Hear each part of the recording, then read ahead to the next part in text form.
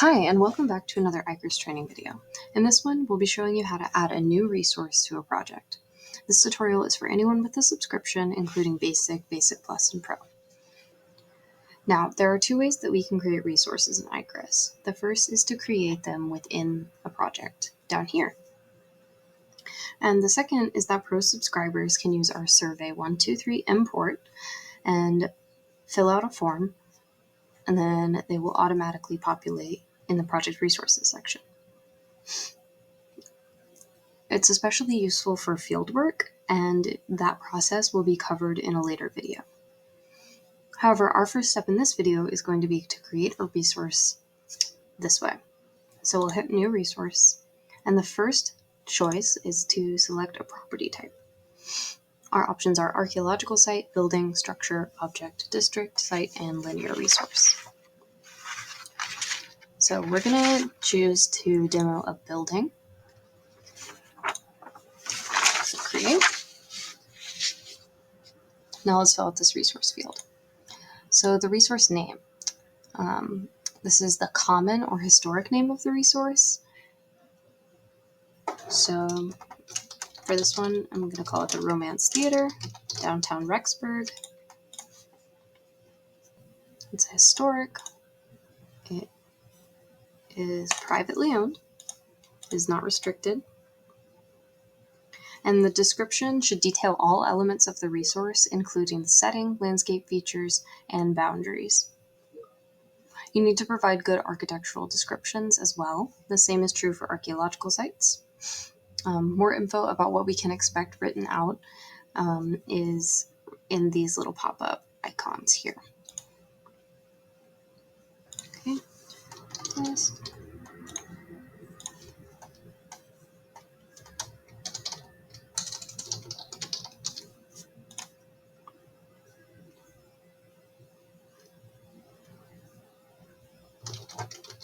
Okay, now we also have this NRHP evaluation section. So you need to choose your eligibility determination as well as the criteria that apply. You can choose as many areas of significance from the drop-down as you need to.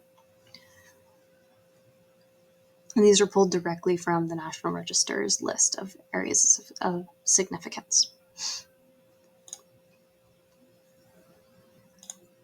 Some of them also have sub-areas, so if you choose something like ethnic heritage, it'll ask you to fill out some more information about that, though it doesn't apply to this particular resource.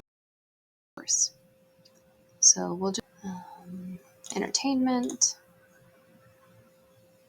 performing arts, maybe a social history as well. We'll say it's significant for design and construction, and maybe for events. If it has a multiple property listing name, you can select it here, although it probably won't apply to most projects. And we're going to say that it's eligible. Okay, and now your justification of the significance and integrity. It needs to discuss integrity and make a final statement if the resource is individually eligible or if it contributes to a district, and if a historic district has been identified. And all of that information, again, is also available if you expand this little info section. So for now, we're just going to put test and pretend that we filled that out. Okay, and now, very, very important, once you've done this resource section, you need to make sure that you save. Also, I need to make sure this is 10 characters. So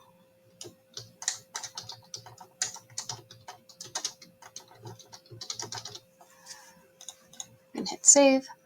And then we have this second tab called property type. So this section requires things like address, construction year, how many features, original use, and that kind of information. So first we'll type in our address, which is 2 East Main Street, Rexburg. And vicinity is, if it is outside of city limits, then you need to hit yes. So for this project, the answer is no. No subdivision name applies.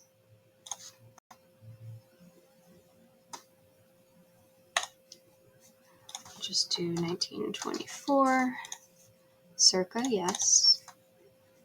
If you know anything about a renovation or anything like that, alteration, other significant addition, moved, demolished, or a significant event, you can fill that information out too. For this particular property, there's only one building on the site, so we'll put 1. And then the feature description is where you provide a simple list of the features if there are multiple. So that doesn't apply here. Okay, so the original function and use, obviously that is performing arts, so recreation and culture. There's a sub-use here, and we do indeed have one for theater. And then the current function is also pretty much the same.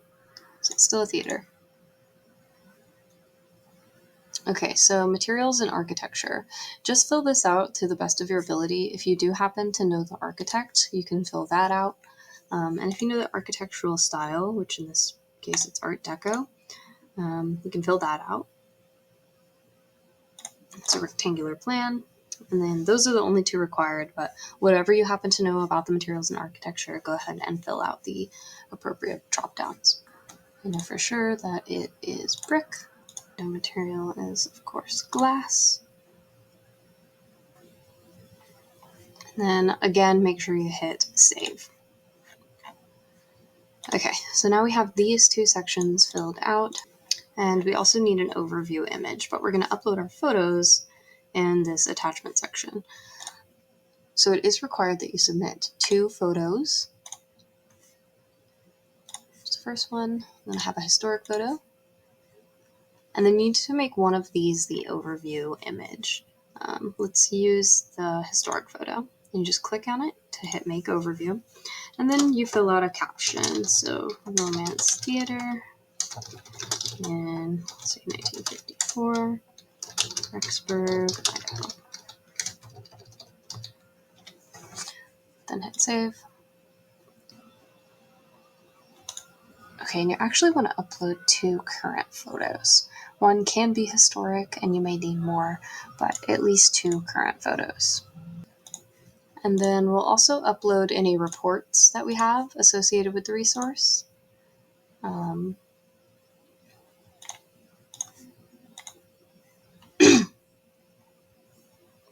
then we also need to fill out our GIS.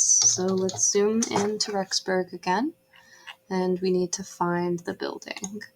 If you need to, again, remember you can turn on your base map to see the outline of the building, or it might be easier to just keep it on streets or topographic, and then we can draw a polygon over that building footprint.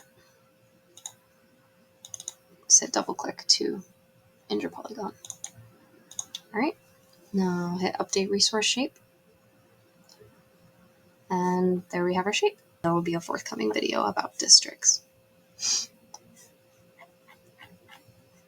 Okay, and then we're pretty much done with this resource. So we're going to mark it complete. And the option is to mark it complete, so we'll change the status.